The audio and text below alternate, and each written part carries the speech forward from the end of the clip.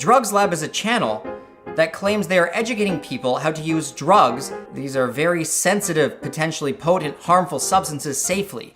When you're explaining, say, the dosage information of a drug, if you mess up, sometimes a difference of 1 or 2 milligrams when explaining a dose for some of the very potent substances, that mess up can be the difference from someone overdosing, from someone dying, or from someone having a good experience. This is very sensitive data that they are sharing, and considering it's in relation to people's lives, the utmost of care should be taken to ensure everything is sound, everything is accurate and not harmful. And the reality of the situation is many of the errors that they have made and continue to make are things that are so simple you can find it in a 5-second Google search. I am making this video not to shit talk or put them down, even though it may seem like that at times. I am making this video so that hopefully the producers of DrugsLab see this, realize all of the very easy to fix errors they are making, and begin researching the drugs properly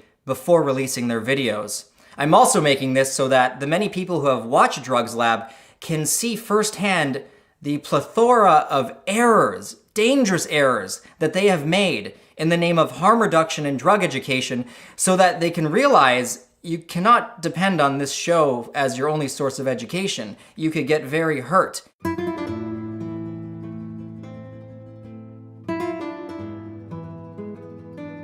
To be honest, I didn't want to make this video, even in light of many people suggesting I make this video. I do not take pleasure in attacking others or, kind of like highlighting their flaws or errors. That's just not what I do. And on a personal note, I want to see every single drug harm reduction show on YouTube succeed. What I was personally hoping for was that they would begin to correct their errors. I was hoping they get more popular and realize, hey guys, there are millions of people who are seeing these episodes. Maybe we should take some real care to ensure the information isn't dangerous that we share.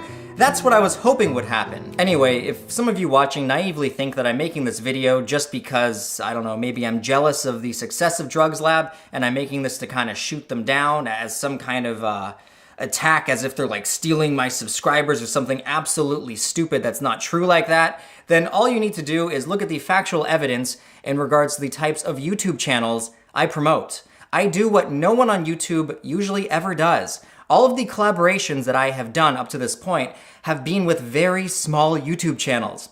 That is because I like helping those who I believe have a powerful message to share and a drive to succeed. I've been blessed and so lucky to have my channel do so well up to this point that I feel like it's my duty to reach a helping hand out and help those who may need it, which is precisely what I'm attempting to do in this video in regards to DrugsLab. I'm not making this video so that, say, no one ever watches their show again, or that you go on some witch hunt and go and attack them. Oh no, on the contrary, I'm making this video because nothing else has worked. I've spent months trying to contact them.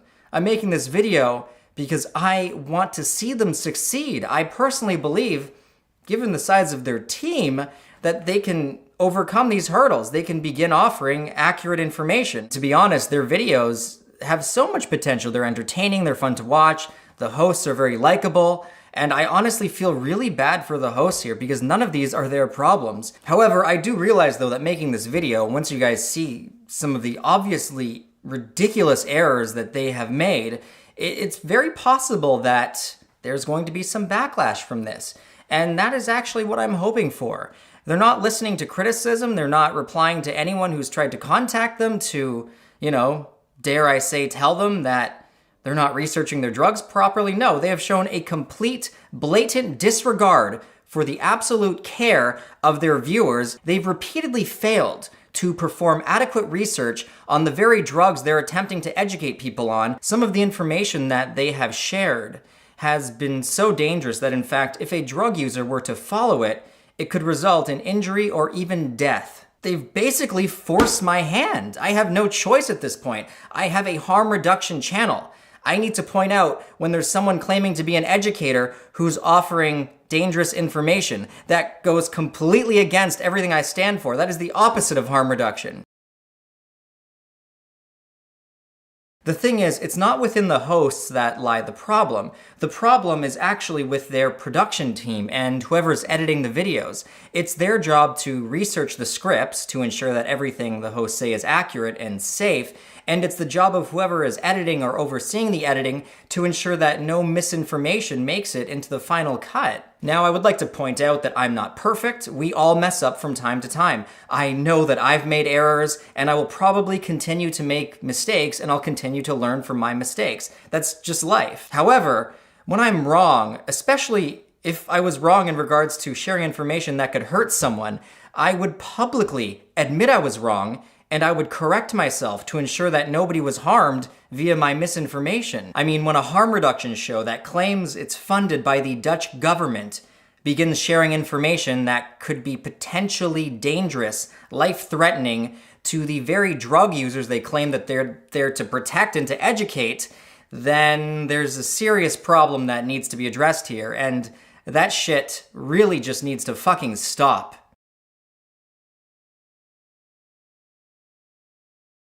It should be known that prior to considering making this video, I have tried to contact the DrugsLab team as long as, well, 6 or 7 months ago. Now, you might be thinking that perhaps they never saw the email. I mean, they get lots of emails, maybe they missed it. That is not the case. When I contacted them, I was in direct communication with someone from their team discussing the possibility of making a collaboration together. We had emailed each other back and forth, and as soon as I emailed them, addressing some of my very real concerns with, at the time it was their herbal ecstasy video, they just cut all communication with me. I even went as far as to offer my services if they ever needed any help fact-checking their data before they released a video. I said, if you guys want, I will go over your scripts for you and let you know if any of the information is not accurate. So, in my opinion, I tried to help them in the nicest way possible, and regardless, it would appear that I have insulted them. If you guys are curious what my email said that would have resulted in, completely being excommunicated by them, then I will include a copy of the email in the video description. On top of that, though, I've continually posted comments in regards to problematic errors I've found in many of their videos on YouTube. I'm going to run through a few of the comments that I've posted here. As you would expect, not a single one of my comments was matched with a reply, and often they're one of the top comments on the video I've left the comment on. However, they have finally responded, fancy that, now I'm making this video, but they have finally responded to one of my comments just yesterday. This was a concern that many people on Reddit had shared. In fact, hundreds of people on Reddit believed that this was a major problem. So much so that someone made a post on Reddit which received nearly 2,000 upvotes and sat on the front page of Reddit for a couple days. Don't believe for a second that had this Reddit post not happened and their credibility been taken into question, well, if that didn't happen, they would have most definitely not replied to my message. Unfortunately, their reply was extremely problematic. More on this soon. Anyway, myself and Seth from the Drug Classroom, as well as moderators on Reddit, we have all been trying to contact them for months. We've been trying to let them know that, hey, guys, you're sharing some dangerous shit, you need to stop. And we really didn't want it to come to this point where I had to make a video highlighting all of their fuck-ups. And don't get me wrong, it's not just in 1 or 2 videos that they've seriously messed up in. It's actually throughout several. Now, not all errors they make are potentially dangerous. The potentially dangerous ones are thankfully not as common as the factual errors. However, I wanted to point out that they make factual errors often just because this is direct evidence in just how little care they actually have in regards to providing safe, accurate information. It would appear that DrugsLab focus is entertainment first and education second, which I honestly wouldn't even really have that much of a problem with as long as they got their facts straight. And I personally don't think it's too much to ask of a drug education channel that they make sure that their facts are right.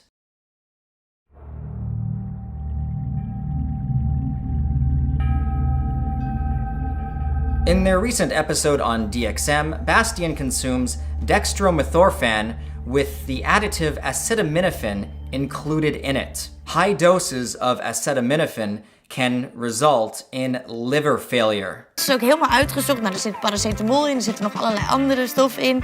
As little as 4 grams of acetaminophen is considered an overdose, and the average brand of cough syrup, which contains both acetaminophen and DXM, will contain anywhere from 300 milligrams to 1 gram of acetaminophen per serving. And on average, it will only contain about 15 milligrams of DXM per serving. And the average dose, in order to get, adequately high off DXM, is 300 milligrams. If you guys do the math, what this means is you would need about 20 servings of DXM containing cough syrup in order to reach the state where you are at, the average dose. This means that depending on which brand of cough syrup you have, you'd be ingesting anywhere from 6 grams to 20 grams of acetaminophen alongside your DXM to reach the average dose. You can clearly see where the problem lies here when you remember that 4 grams of acetaminophen is considered an overdose and can result in liver failure. It should be clear to everyone watching that if you want to get high off DXM cough syrup, you need to make absolute certain that the only active ingredient in your cough syrup is DXM. And in this DrugsLab episode, they took DXM with acetaminophen. And they failed to tell the audience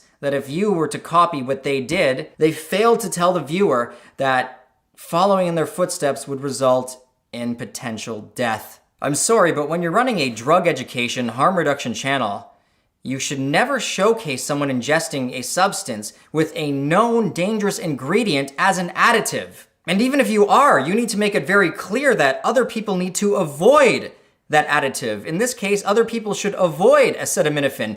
Absolutely nothing was said about acetaminophen. In fact, if they were a harm reduction channel, what they would do is say that a common additive in DXM cough syrup is acetaminophen. Suffice to say, my frustration is not an exaggeration. You cannot showcase people doing harmful acts claiming it's drug education and believe that you're somehow saving lives or reducing the amount of harm in the drug world. I'm sorry, but that's kind of the opposite. What that is increasing the amount of harm associated with drug use. Anyway, this is the very first time they have ever responded to criticism. So how has DrugsLab responded to this very, very dangerous mistake? Well, instead of taking the video down and announcing to all of their viewers that, hey, we made a mistake, guys. I'm very sorry, but if you followed what Bastien did in this episode, you could kill yourself. Instead of, caring about human safety and doing that, all that they have done is gone into the video and cut the scene out. Now, if you guys don't know this, when a video is still new on YouTube, there's actually a feature that lets you go in and cut out certain scenes, and that's just what they've done. As already stated, that's not enough. They need to state, for everyone who's already seen that, already 100,000 plus people have seen it, they need to tell them of the mistake they have made. DXM cough syrup is found in many stores. You can go into Walmart, corner stores, anywhere and find it. Many people watching that video are going to go out, buy DXM, and potentially hurt themselves. This is no fucking joke. Again, their show is funded by the Dutch government. If a viewer watches this show and sees Bastien consuming DXM with acetaminophen in it, and sees that, he's okay, he doesn't die, they may go to the store, read acetaminophen as an ingredient, and go, hey, that guy from the government-funded show took it, he was fine. I'm gonna be fine too. Anyway, in regards to their response to my comment, the DrugsLab team have told me that they have always known acetaminophen is dangerous. They told me that the scene where Nelly tells the camera that Bastien's DXM contained acetaminophen was a mistake. It was actually never supposed to be in the video. How convenient of a thing to say. Once you receive hundreds of people criticizing you, you claim that, oh yeah, we always knew it was bad. It was just a mistake. Wasn't supposed to be there. I mean, not a single person from their entire production team watched the final edit, and may have said to the others, hey guys, Nelly just said that our DXM had acetaminophen in it. Het is ook helemaal uitgezocht. Er zit paracetamol in, er zitten nog allerlei andere stoffen in. Maybe, considering we already know that that's dangerous in high doses when mixed with DXM, maybe we should probably just cut that scene out, because it's not even true. Really, guys, I mean really, why was that scene included if you now state that it wasn't even true? I'll tell you exactly why they left that scene in. They left that scene in for the same reason that they've left in more errors that are arguably just as, if not more dangerous than this one, which I will get to shortly. They left that scene in because not a single one of them researched DXM enough to realize that you cannot consume it with acetaminophen. If they in fact did know, they would have made a point, as I already said, of telling the viewer how dangerous APAP is with DXM. You know what, just 1 second, you know, just like, I don't think I can do this anymore. Cocaine often gets cut, like this coke, with levamisol. Cocaïne wordt vaak, net als deze coke, versneden met levamisol. En dat is een ontwormingsmiddel dat ze ook gebruiken in de diergeneeskunde. And that's pretty much the end of it. That's all they say about it. They don't even go into detail to explain to the viewer what levamisol is, or why it might be dangerous. Oh no, instead, we see Nelly consuming line after line of this coke. Alles voor de wetenschap. Precies. And then in the episode where Renz does cocaine, he actually mentions what levamisol is, but he says, as long as you're not doing coke too often, you know, it's not going to really hurt you much. Het wordt dus wel altijd versneden met bijvoorbeeld levamisol, ook in dit geval. En levamisol is een ontwormingsmiddel. Daar kun je van schrikken dat je denkt, dat zal wel ongezond zijn, maar dat valt wel mee. Behalve als je het heel vaak neemt. Maar dat valt wel mee, behalve als je het heel vaak neemt. It's just... I can't do it. Just 1 second. I'm sorry guys, just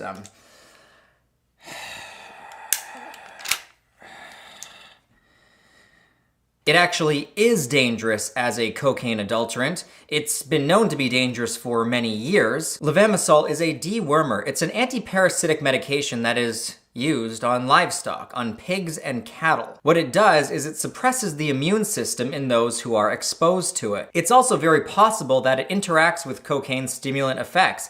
It can cause acute cardiovascular toxicity. What this means is it's very difficult for your heart, and the combination of cocaine, which is, you know, on its own, hard on the heart, combined with levamisol causes an increased strain on your heart, which can be dangerous. But that's not even the worst of it. The most frightening side effect, I think, of consuming cocaine cut with levamisol is something called acute neutropenia. This is a blood disorder that's characterized by the sudden disappearance of certain types of white blood cells that are important for the immune system to function. Acute neutropenia can result in a wide range of problems, not limited to really high fever, getting the chills, infections present all throughout the body, wounds that don't heal, and even painful sores. And again, that's not the worst of it. The worst part of those who find themselves with acute neutropenia through, you know, taking contaminated cocaine is the fact that if these symptoms go left unchecked,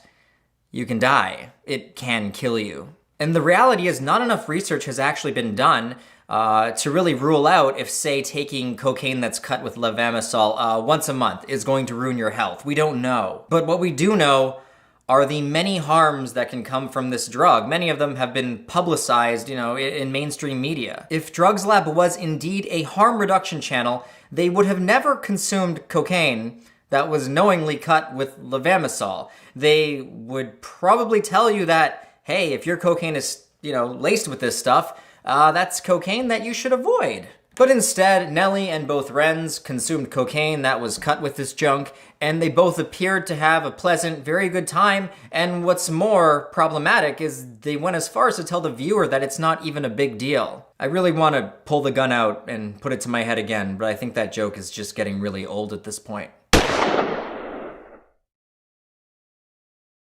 In this error, Bastian claims that his LSD tastes very bitter and chemical. Let's run the clip.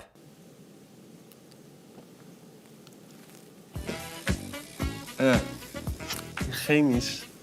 Niet lekker. Nee, ik zie het aan je gezicht. Beetje bitter of zo. Ja.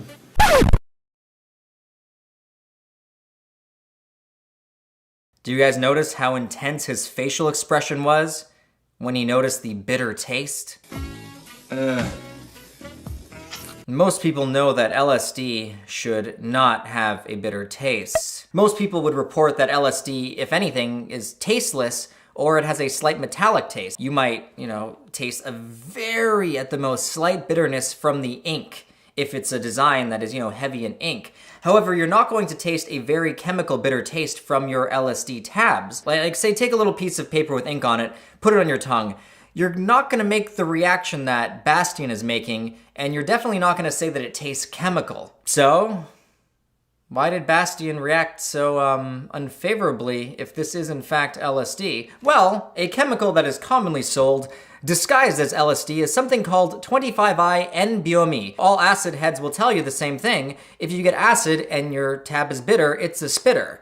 NBOME is very common in many parts of the world, and it is often passed off as LSD. Now, the reason why this is extremely dangerous is because as few as 2 tabs of an NBOME substance can kill you, versus with acid, you could take dozens and dozens of tabs and it would be physically safe for your body. Now, what's most concerning with his reaction and how they addressed it is the very simple fact that they never made a note to tell the audience that LSD should not have a bitter taste. They didn't even make mention of how common NBOME tabs are sold in disguise as LSD. Instead, all they showed is them talking a bit about how it was bitter, and then they move on as if that's not even a big deal. What this shows a viewer that, say, hasn't done any research, someone who actually takes the show for what it's supposed to be, an educational show, they're gonna watch that, see Bastian go, oh, hey, my tab was bitter. They might notice that their LSD tabs are bitter too. A viewer that's uneducated is going to simply believe that it's normal for LSD to taste bitter, when in reality, virtually all bitter tabs are actually a different compound and not LSD whatsoever, and many of them are very dangerous. And to be totally honest with you guys, considering Bastian just recently consumed DXM containing acetaminophen, which, as I've already said, can kill you, I'd say there's a very good chance that this wasn't LSD at all that he consumed. I'd say there's a very good chance that this was a tab of NBOME. I would say there's a very good chance that, unlike many people think, where they think that, oh, they're funded by the government, they must get really pure drugs, I would wager that's not the case. I would wager that they don't know what the fuck they're doing. There really isn't a safe dosage, but you get about 20 lines out of 1 gram. Er is niet echt een veilige dosis, maar wat wel gebruikelijk is dat er ongeveer 20 lijntjes uit 1 gram wordt gehaald. What? Here, do you guys see these 2 lines of salt that I have made? I want you to look at these lines and tell me how much of a weight difference in milligrams you think there is between each of them. It's obvious which one is bigger, but how much bigger do you think it is? And also, how many milligrams do you think each of these lines are?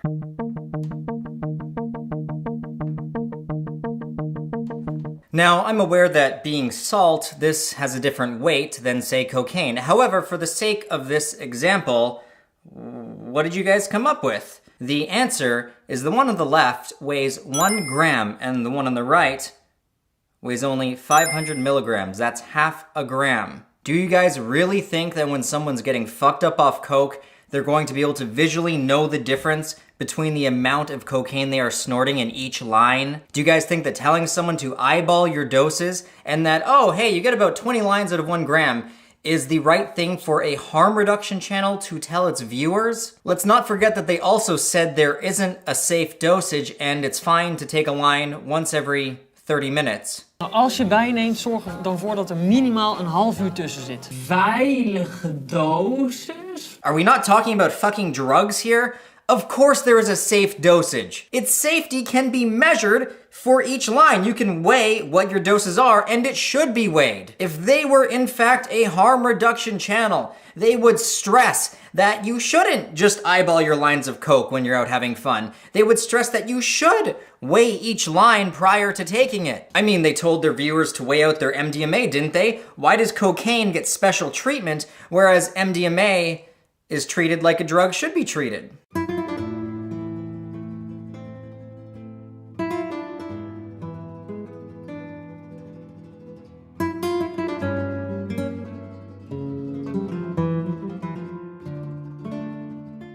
Now that we've got that section out of the way, let's move on to some of the factual errors that they have just got terribly wrong, or at least let's talk about the ones that have stood out to me the most. Factual error number 1. This is a line that they say in virtually every video. En in DrugsLab testen wij in de name of science bepaalde drugs uit om te kijken wat het nou met je lichaam doet. We doen dit in naam van de wetenschap om erachter te komen wat voor effect drugs heeft op het menselijk lichaam. We do this in the name of science to see how drugs affect the body.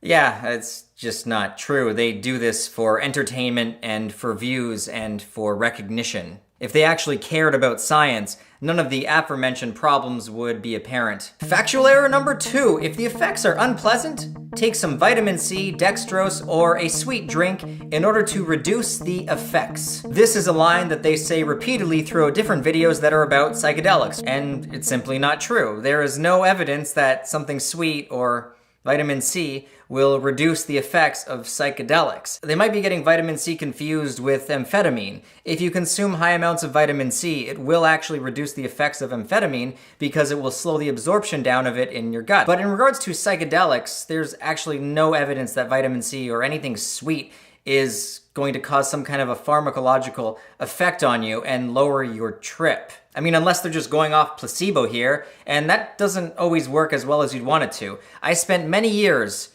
trying to think my hair into growing back, and it never worked. Feeding people this type of misinformation that they can take vitamin C or something sweet to lower a psychedelic trip is dangerous because now you might have people who are thinking, oh, you know what, I'll just, take a higher dose than I'm used to. I've got my vitamin C handy, I've got my sweet drink here, and if the effects become too intense, I'll just drink this and yeah, I'll sober right up. Factual error number 3. The recommended dose is 1 capsule, which contains 150 grams.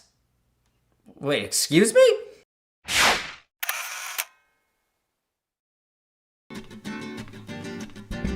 This is what 150 grams worth of salt looks like. 150 grams is an obvious error. They probably meant to say 150 milligrams, and many people have actually pointed this out. They've asked them to fix it. However, I wanted to include this error because this just goes to show you how little they actually care about presenting factual information. Why on earth would they leave misinformation up there telling people to take 150 grams of something? That's just absolutely ridiculous. Factual error number 4. Basically everything that they said in the herbal ecstasy video. There were so many errors present that I just had a total meltdown. I just totally glitched out watching it. Here, I'm gonna read you guys some quotes. It kicks in just like with real ecstasy. You experience things more intensely and I feel like dancing.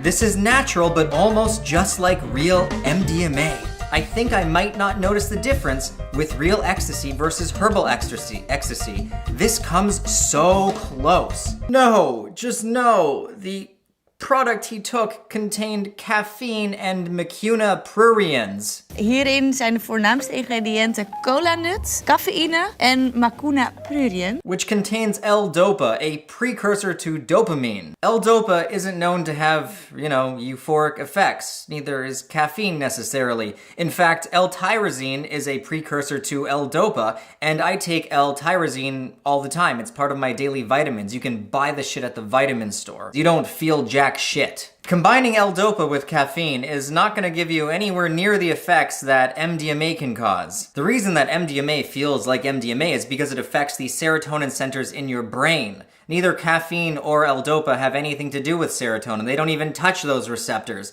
meaning pharmacologically it would be impossible for the substance he took to feel like real ecstasy. So why does Renz go on and on about how incredible he feels when in reality it's either placebo or he's feeling about the same that I'm gonna feel after I finish this coffee? Op cafeïne werd ik onrustig, dat heb ik nu niet. Ik voel me heel chill. He's lying. It's just that simple. He is an actor. He is promoting herbal ecstasy above MDMA because for whatever biased reason, the producers of the show thought that it would be good to show people that, hey, you can get just as high on, herbal stuff as with real chemical compounds because they, for some reason, think that herbal means that it's better. All right, there's actually many more errors that I've written down, and Seth has even compiled an entire document that's full of everything that he considers an error, but I think you guys get the point now. I don't want to just keep beating a dead horse. Now, I know I was pretty damn hard on them when pointing out a lot of those errors, but I think it was very necessary. Someone, in this case me, needs to make it absolutely clear that claiming to be an educator who cares about the well-being and safety of youths, or anyone for that matter, taking drugs, who is out there spreading potentially dangerous, unresearched, false information, should be ashamed of themselves. They really should.